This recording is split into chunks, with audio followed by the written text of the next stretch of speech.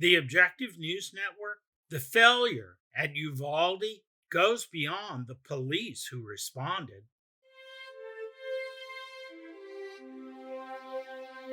In 2022, 19 children and 2 teachers were killed by an 18-year-old gunman at Robb Elementary School in Uvalde, Texas.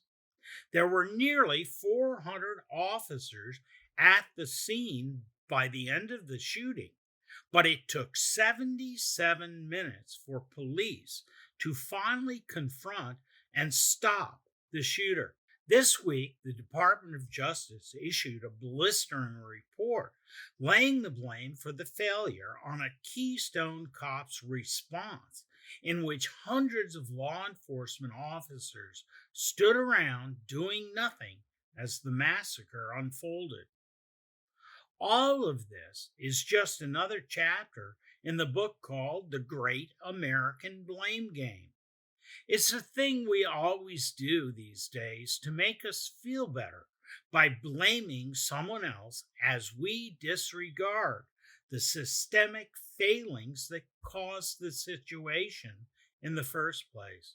Since the Columbine massacre, there have been a total of 304 fatal school shootings, and we are still counting.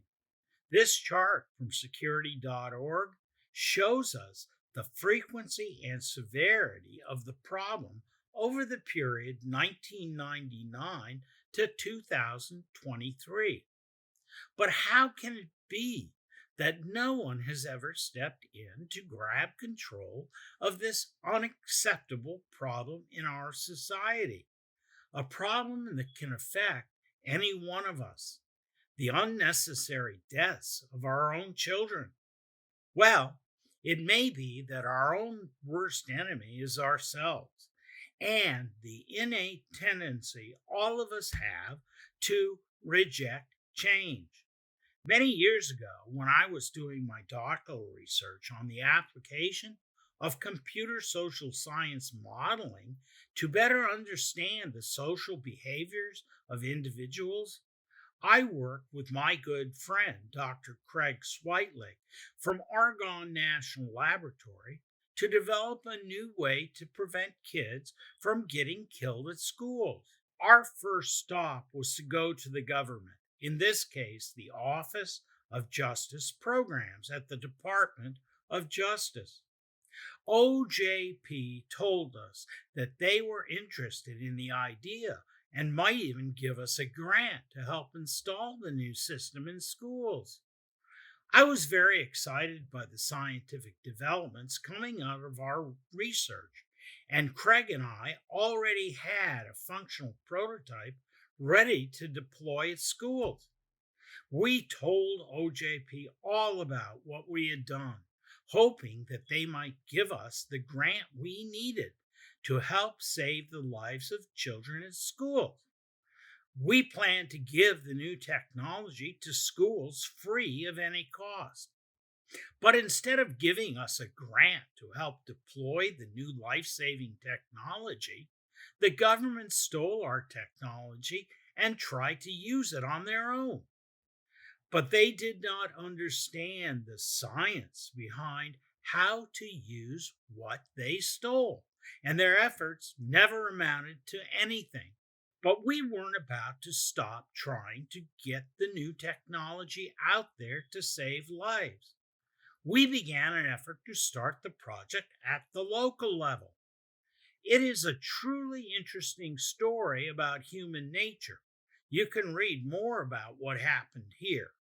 But to make a long story short, we came up against an entrenched system of local government leaders, a sheriff's department, school security officials, and their contractors who wanted nothing to do with our work. They did not want the type of change that was necessary to address the rising danger to the lives of our children. They preferred the status quo and succumbed to the quote, "It will never happen here," close quote, syndrome. Today, our local schools remain as vulnerable as those across the entire country. I tell you this story because it is just one of thousands of examples where solutions to pressing problems may be right in front of us, but we reject them because they will result in a change to old ways of doing business.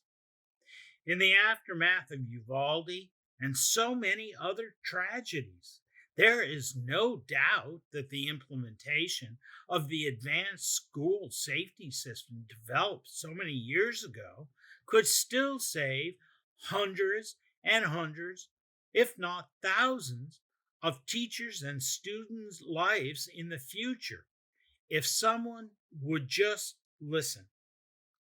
If the system were widely implemented today, we could prevent future tragedies before they happen. You can read more about the system at this link.